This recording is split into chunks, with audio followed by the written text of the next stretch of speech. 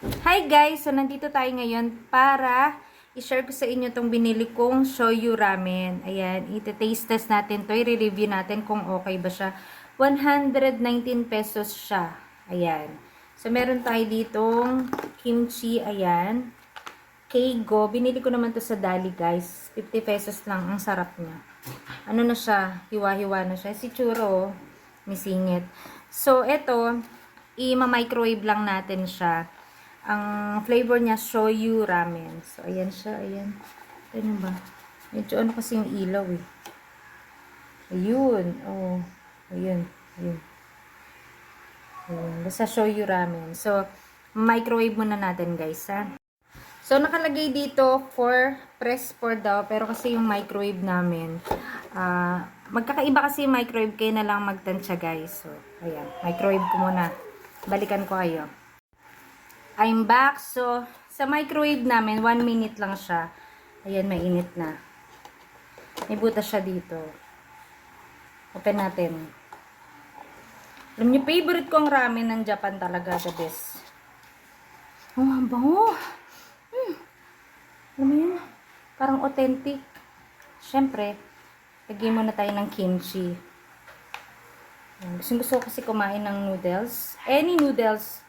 Kahit Korean noodles, tapos may kimchi. So, yan. Ito lang yung dinner natin. Kapag dinner na ba kayo, guys? Kain tayo. So, ayan siya. So, ayan. Dahil nanonood sila ng basketball sa taas, medyo nagsisigawan sila. So, let's eat. Tadaikimasu. Ano natin? Ichiro umiiyak.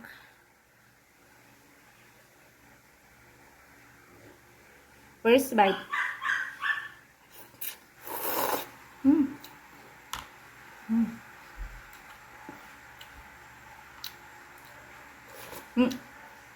Mainit na. Kimchi.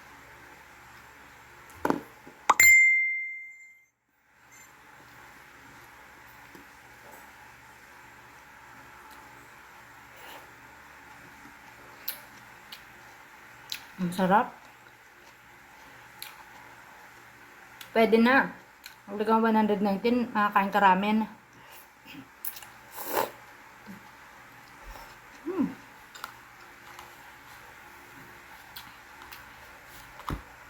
Tignan niyo yung karne niya, oh. Karne talaga. Ayun, oh.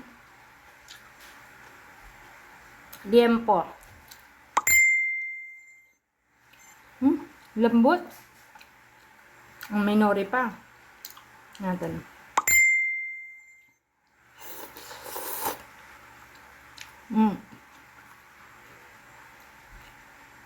Dapat 1 minute and 30 seconds yan. Para mainit na mainit. Yung alam mo yung napapasok. Ang dami niyang laman. Ayun, meron pa.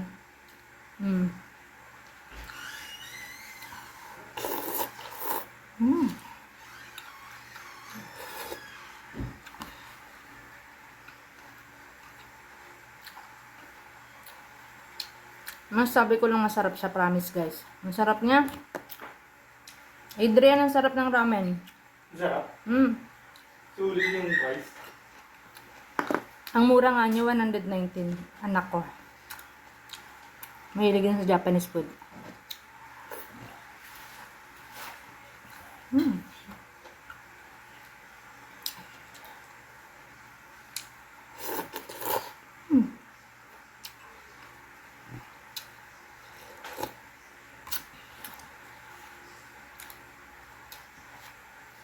Kung matakaw ka, bitin sa'yo yung isa kasi kalahati lang siya. Pero sa aming mga mahina kumain or mga girls, pwede na to. Actually, gusto ko nga to iulam eh. Iulam ko yung ramen.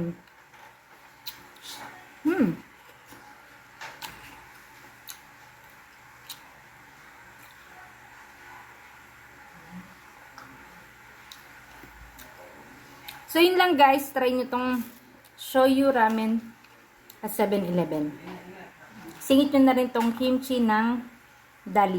Keigo. So, yun lang guys. Thanks for watching. Bye!